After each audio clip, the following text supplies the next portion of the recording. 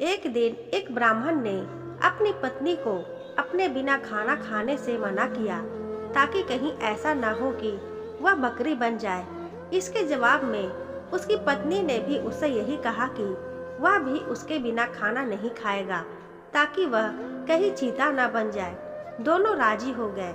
इस तरह काफी दिन निकल गए और दोनों में से किसी ने अपना वादा नहीं तोड़ा। दोनों एक दूसरे के साथ ही खाना खाते थे। पर एक दिन उस ब्राह्मण की पत्नी ने अपने बच्चों को खाना देते समय उस खाने में से चखने के लिए एक कौर खुद खाकर देख लिया। उस समय क्योंकि उसका पति वहां था नहीं, सो उसकी पत्नी तुरंत ही एक बकरी बन गई।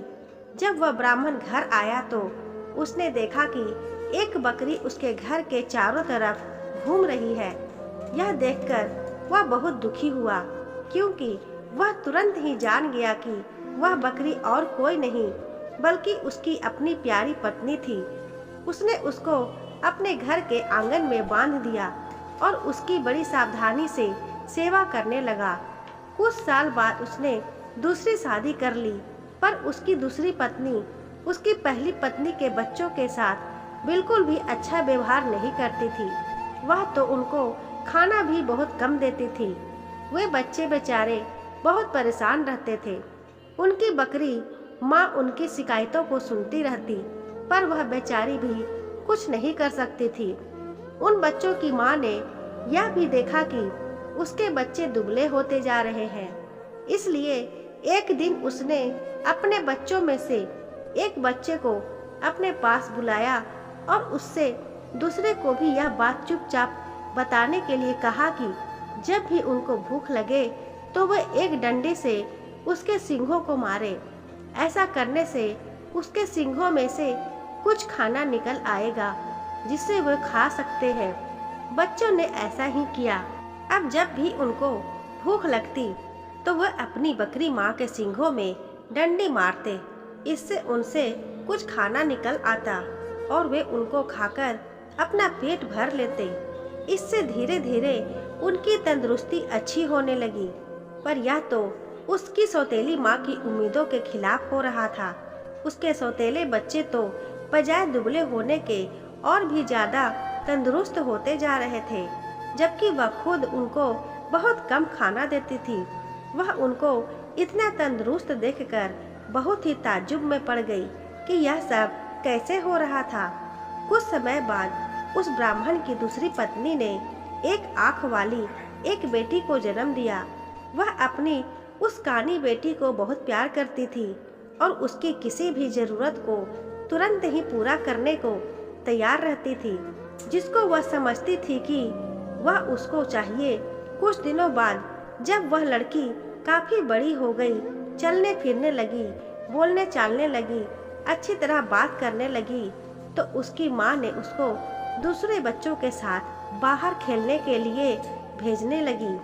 उसने उसको यह भी कहा कि वह अपने बड़े भाई बहनों पर निगाह रखे कि वो कब और कैसे खाते पीते हैं। लड़की ने कहा ठीक है। वह लड़की उनके साथ सारे दिन रही और उसने वह सब कुछ देखा जो उनके साथ हुआ। यह सुनकर कि बकरी उसके सौतेले बच्चों को खाना दे रही थी, वह दूसरी पत्नी बहुत गुस्सा हुई। उसने तय कर लिया कि वह उस बकरी को जल्दी से जल्दी मरवा देगी। एक दिन उसने बहाना किया कि वह बहुत बीमार है और अपने इलाज के लिए एक हकीम को बुलवाया।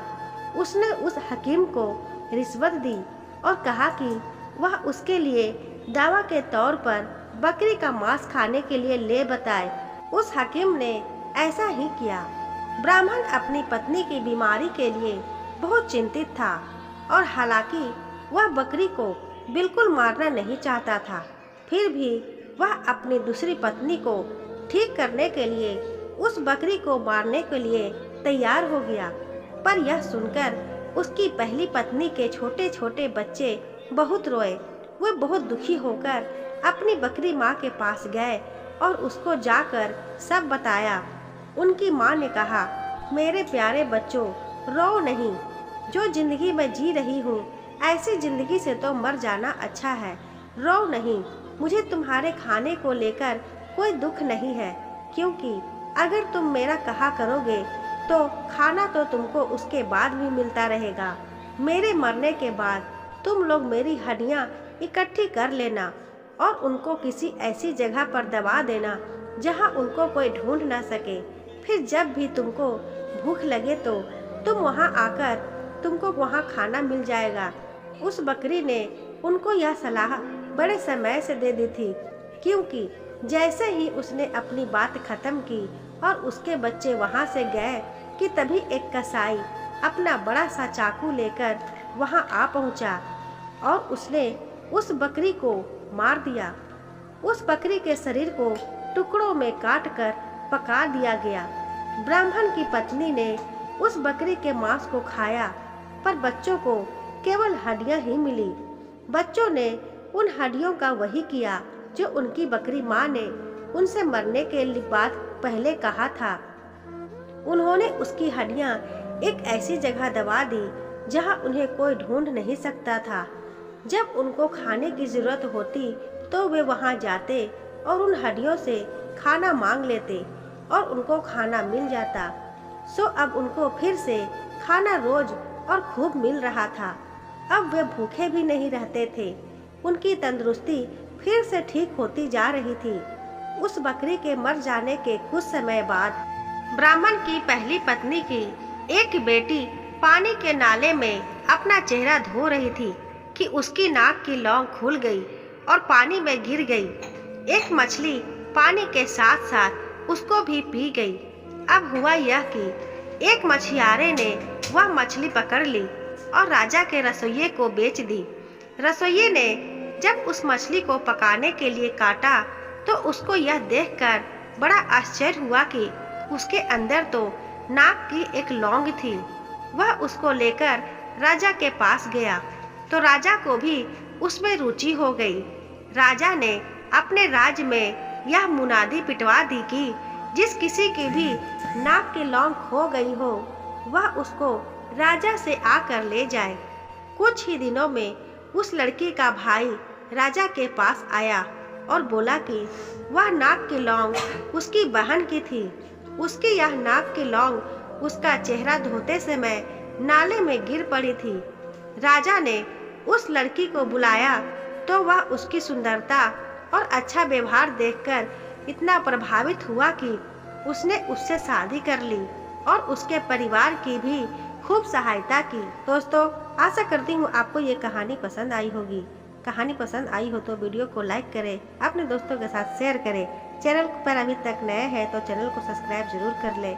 बेल आइकन को प्रेस करें ताकि जब भी मैं कोई कहानी अपलोड करूँ उसकी अपडेट आपको सबसे पहले मिल सके। मिलती हूँ ऐसी एक और नई कहानी के साथ। धन्यवाद।